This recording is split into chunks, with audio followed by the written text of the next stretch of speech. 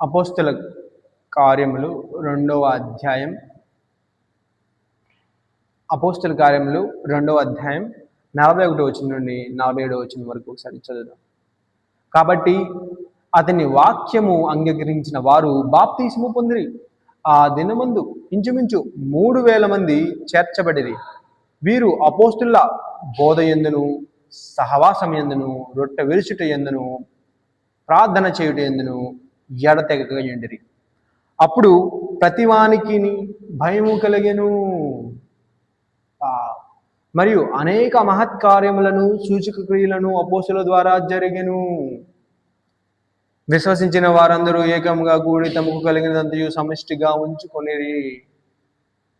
ఇది అంతయుగాక వారు తమ చర స్థిరాస్తులను అమ్మి అందరికీ వారి వారి అక్కర కొలది పంచిపెట్టిరి అక్కర కొలది.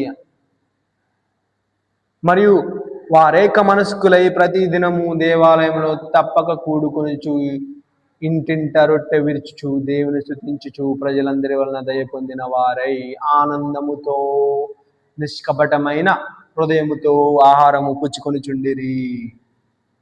ఆహారము ఎలా పుచ్చుకొనుచుండిరి? దేవాలయంలో తప్పక కూడుకొనుచు,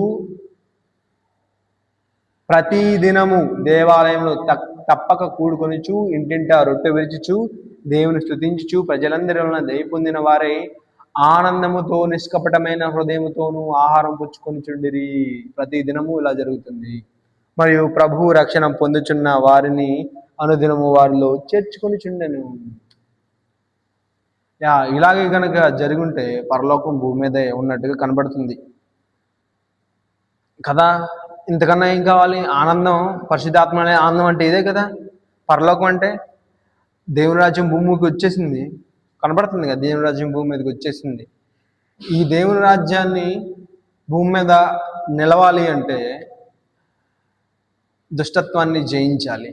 ఆ దేవుని రాజ్యం భూమి మీద ఆల్రెడీ వచ్చింది, కానీ దాన్ని నిలవాలంటే దుష్టత్వాన్ని జయిస్తేనే మనకు సాధ్యమవుతుంది. ప్రతి వ్యక్తిలో హృదయంలో నుంచి దేవుని రాజ్యం బయటికి రావాలి. దుష్టత్వాన్ని ఎదిరించి మాత్రమే అది రాగలదు. దుష్టత్వాన్ని ఎదిరించకుండా దేవుని రాజ్యం భూమి మీదకి రాదు.